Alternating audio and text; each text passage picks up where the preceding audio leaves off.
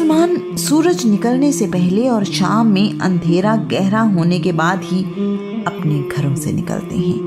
اس دور میں مسلمانوں میں صرف ایک شخصیت ایسی ہے جو کسی بھی قسم کے خوف کے بغیر اپنے گھر سے باہر آتی۔ آج کا عنوان، بھائی کیا خبر لائے ہو؟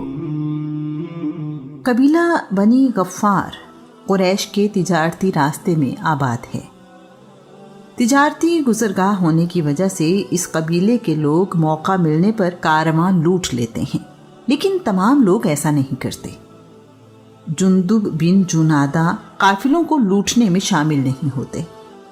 وہ ان لوگوں میں سے ہیں جو ایک خدا کی عبادت کرتے اور دین حق کی تلاش میں رہتے ہیں۔ جندب بت پرستی اور شرک سے بچے ہوئے ہیں۔ دین اسلام کی خبر ان کے گاؤں تک بھی پہنچی ہے۔ جندب نے اپنے بھائی انیس بن جنادہ کو مکہ بھیجا کہ وہ پتہ کریں کہ کس شخص نے نبی ہونے کا دعویٰ کیا اور اس کا دین کیا ہے۔ انیس مکہ آئے اور ضروری معلومات لے کر واپس چلے گئے۔ جندب نے پوچھا، بھائی کیا خبر لائے ہو؟ انیس انہیں بتا رہا ہے، میں نے مکہ میں بھلی صورت والا ایک آدمی دیکھا ہے جو نیکی کرنے کا حکم دیتا اور برائی سے روکتا ہے۔ وہ اچھے اخلاق اپنانے کی ہدایت کرتا ہے۔ اس کا دعویٰ ہے کہ اللہ نے اسے انسانوں کی رہنمائی کے لیے رسول بنا کر بھیجا ہے۔ جندب نے انیس سے پوچھا ہے، لوگ اس کے بارے میں کیا کہتے ہیں؟ انیس بولا، لوگ اسے شاعر، کاہن، جادوگر اور مجنون کہتے ہیں۔ بخدا اس کا چہرہ بتاتا ہے کہ وہ سچا اور لوگ جھوٹے ہیں۔ جندب نے پوچھا ہے، میں اسے کیسے پہچانوں؟ انیس نے کہا، بھائی وہ کوئی خاص قسم کا لباس پہنے ہوئے نہیں تھے۔ ان کا لباس، انداز گفتگو، حلیہ، چلنا پھرنا، اٹھنا بیٹھنا سب مکہ میں رہنے والوں جیسا ہے۔ ان کی وضاقتہ اور رہن سہن سب ویسا ہی ہے جیسے وہ انہی میں سے ہوں۔ ساری باتیں سننے کے بعد جندب اپنے بھائی سے کہہ رہے ہیں، میں خود مکہ جاتا ہوں، تم میرے کاروبار اور بیوی بچوں کا خیال رکھنا۔ انیس نے حامی بھرتے ہوئے کہا ہے، بھائی مکہ میں احتیاط سے رہنا۔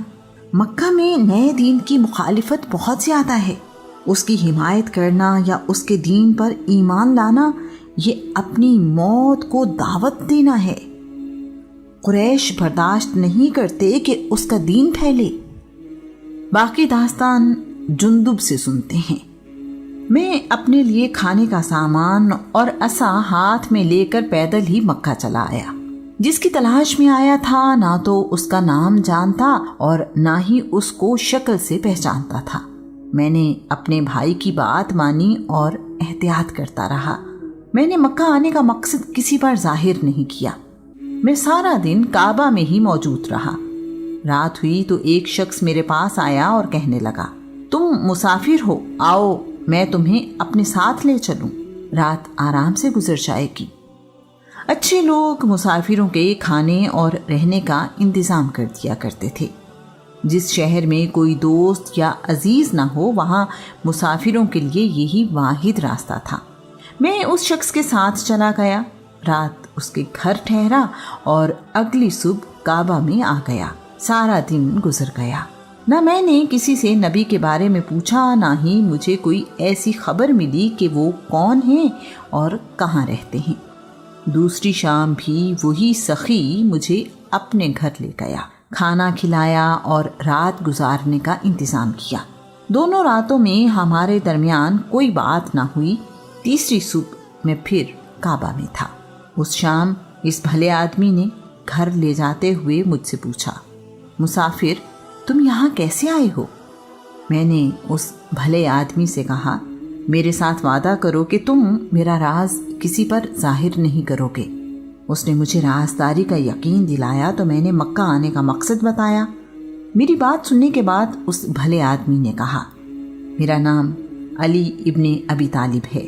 محمد صلی اللہ علیہ وآلہ وسلم میرے چچا زاد بھائی اور اللہ کے سچے رسول ہیں۔ کل صبح میں تمہیں ان کے پاس لے جاؤں گا۔ میری پریشانی ختم ہونے کو تھی، میری خوشی کی کوئی حد نہ رہی۔ ساری رات مجھے صبح ہونے کا بے چینی سے انتظار رہا۔ اللہ کریم نے مجھے اس سے ملوانے کا انتظام کر دیا جس کی خاطر میں مسافر ہوا تھا۔ ساری رات اسی خوشی اور آنے والے دن کے بارے میں سوچتے گزری۔ مجھے رات بہت لمبی محسوس ہوئی۔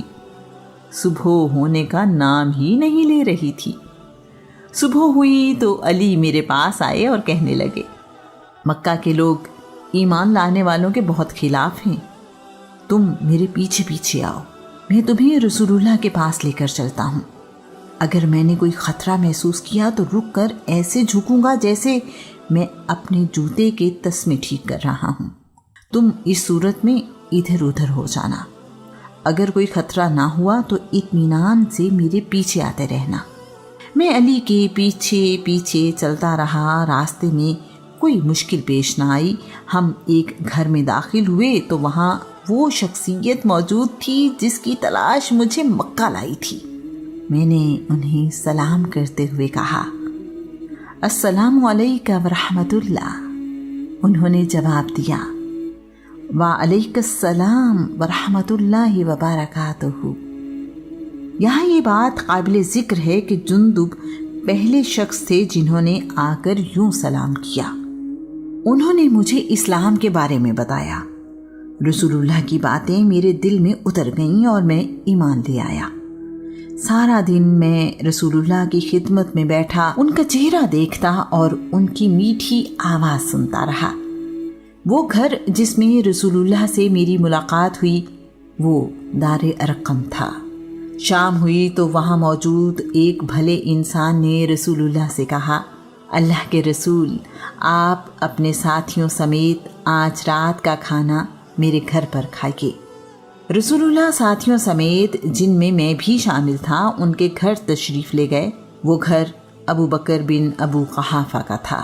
اس دن میں نے زندگی میں پہلی بار طائف کے زبیب کھائے، یعنی خشک میوہ جات۔ رسول اللہ نے مجھے ہدایت کی، ابھی تم مکہ میں اپنے ایمان لانے کا ذکر کسی سے مت کرنا، اپنے گاؤں کے لوگوں کو ایمان لانے کی دعوت دو۔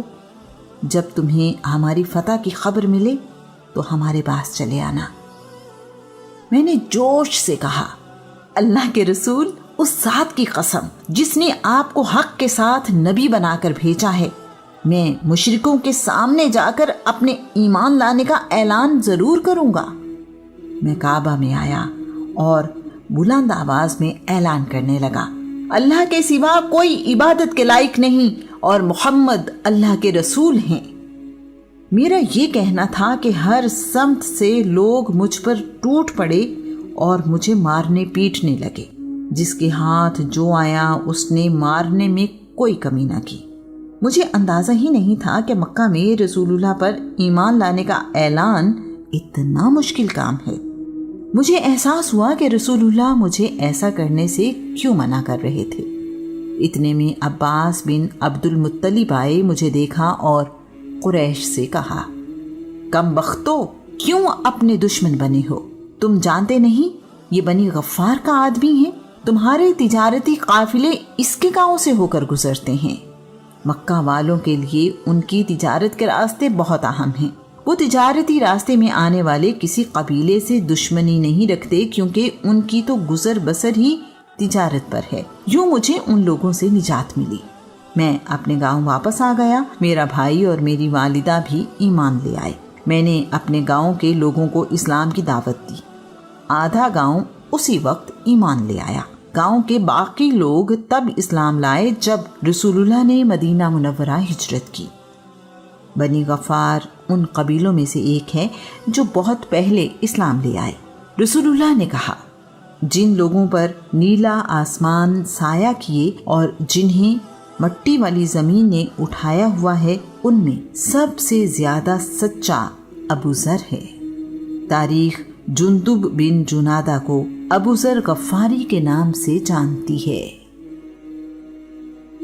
ایمان لانے کے بعد کوئی اس دین کو چھوڑنے کے لیے تیار نہیں ہوتا۔ اگر یہ سلسلہ اسی طرح چلتا رہا تو رسول اللہ کا دین ایک دن پورے عرب پر غالب آ جائے گا۔